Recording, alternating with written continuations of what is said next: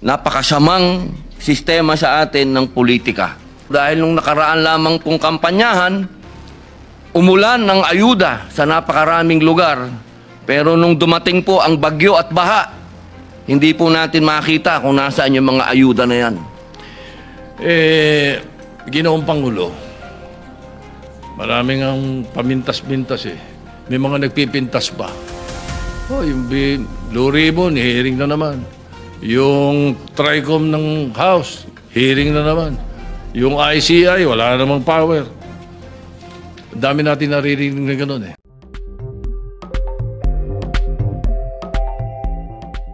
Maraming salamat po. Maraming salamat po, Ginoong Pangulo, at sa ating pinunong mayurya. Assalamualaikum. Magandang araw po. At sa lahat po ng ating kagalang-galang kasama sa Senado.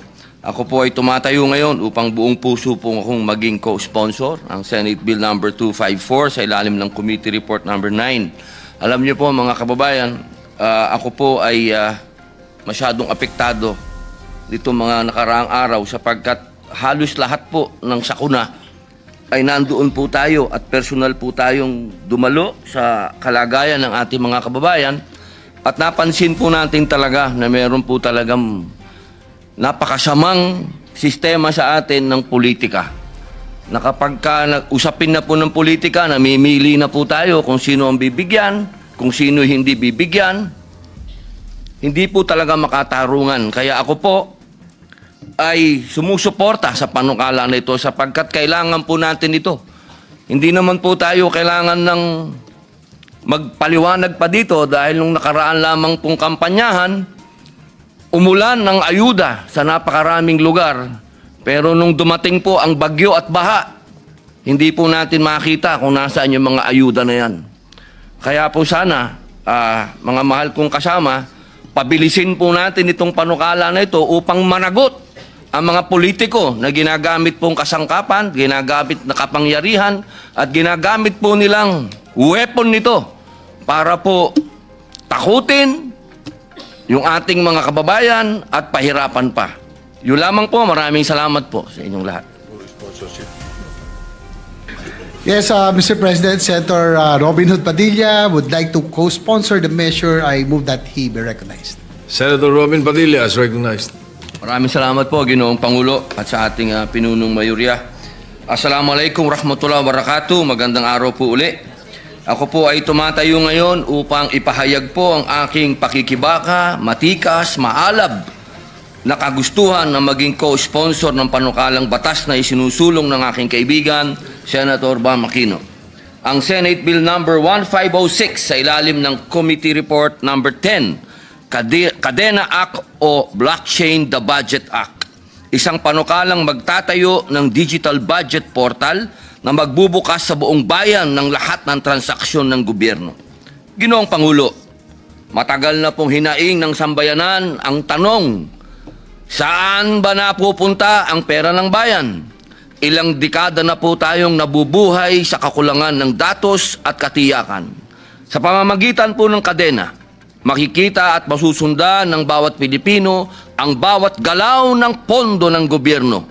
Nakalag, may petsa at may pirma at hindi basta-basta mababago o mapagsisinungalingan. Alam nating lahat na isa sa pinakamalaking suliranin ng ating bansa ay ang kultura ng pagiging reactionary.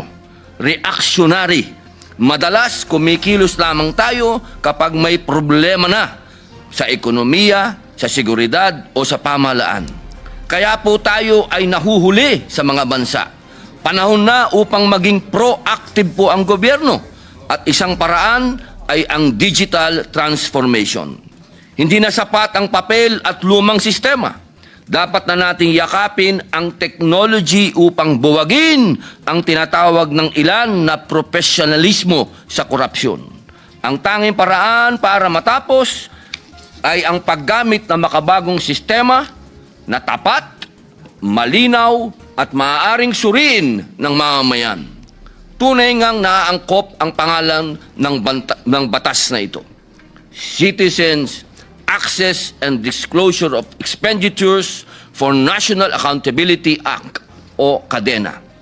na kumakatawan sa kadena ng gastos na nag-uugnay sa bawat dokumento, resibo at proyekto upang hindi maputol ang kwento ng pera ng bayan. Ang kadenang ito ay magdurugtong din sa pamahalaan at mamamayan bilang bigkis ng pagtitiwala. Taong 2015 po, nung una po akong ma-expose sa blockchain bilang panlaban sa terorismo. Ito po ang ginamit ng maraming bansa upang mapuksa ang mga terorista. Taong 2023 naman po nung ako ay maimbitahan sa isang blockchain forum kung saan aking nabanggit na ang hinaharap ng mundo ay digital, kaya't ang pamahalaan ay dapat maging digital.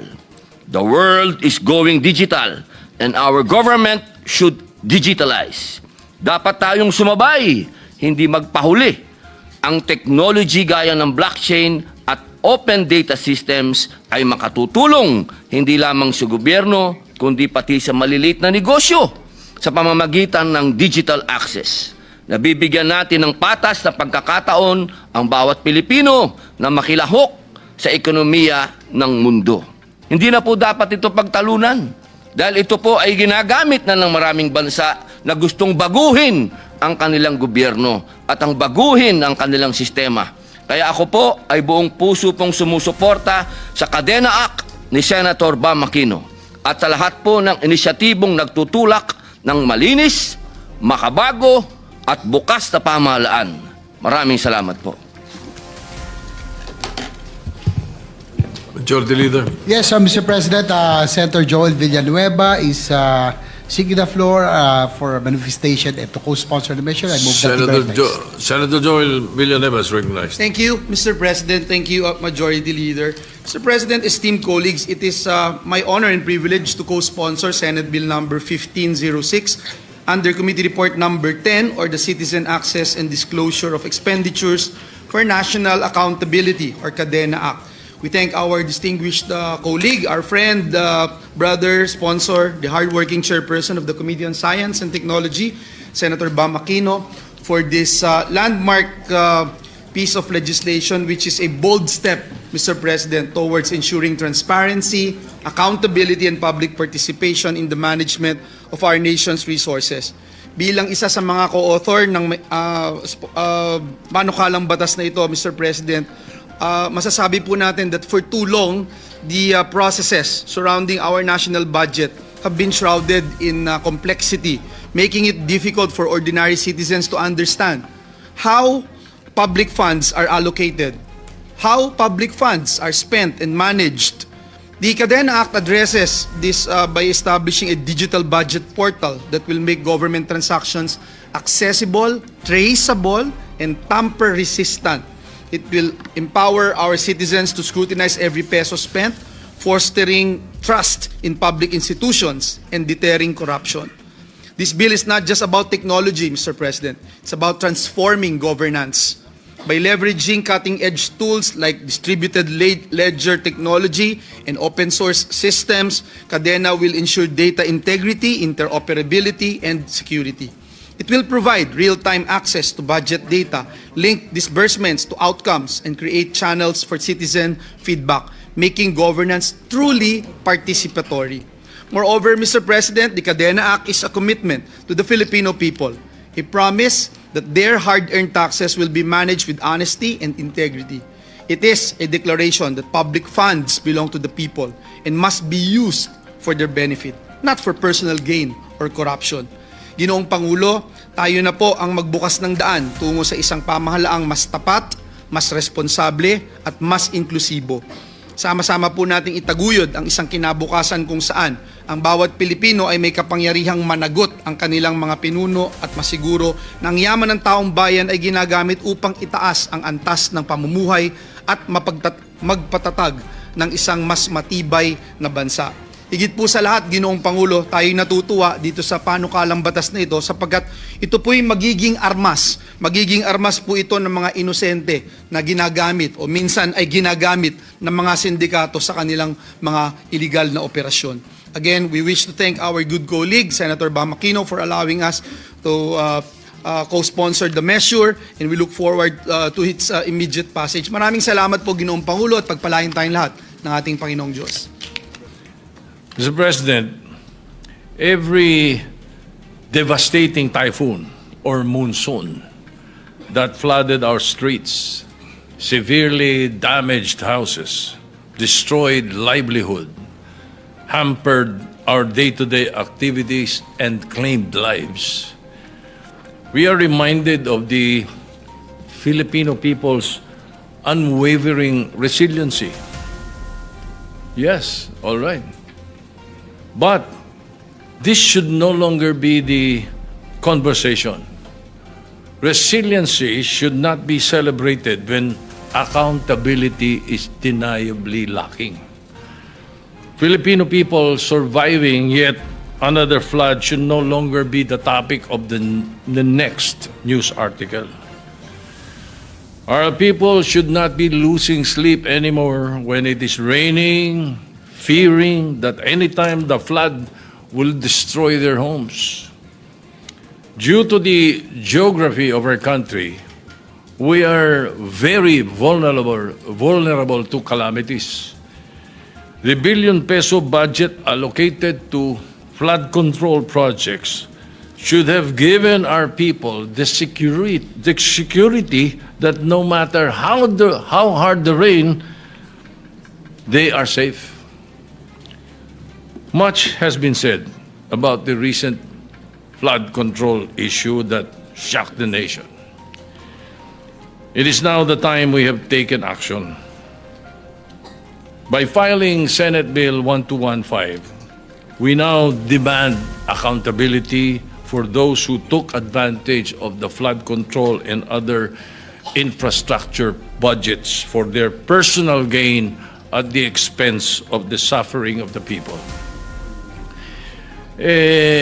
Ginoong Pangulo, maraming ang pamintas-mintas eh. May mga nagpipintas pa. Oh, yung Blue Ribbon, hearing na naman. Yung TRICOM ng House, hearing na naman. Yung ICI, wala namang power. Dami natin naririnig na gano'n eh. O eto, through this bill, we will be creating a balanced, effective, and most importantly, an independent investigative body tasked to look into this systematic corruption through which billions of pesos intended for infrastructure projects have been lost. Until every person involved is held accountable, until every peso has been recovered, until every Filipino is safe during calamities, we should not stop acting. Again, my thanks to the committee, Chairman, to you and my esteemed colleagues. Hopefully, the immediate passage of this measure. Thank you, Mr. President.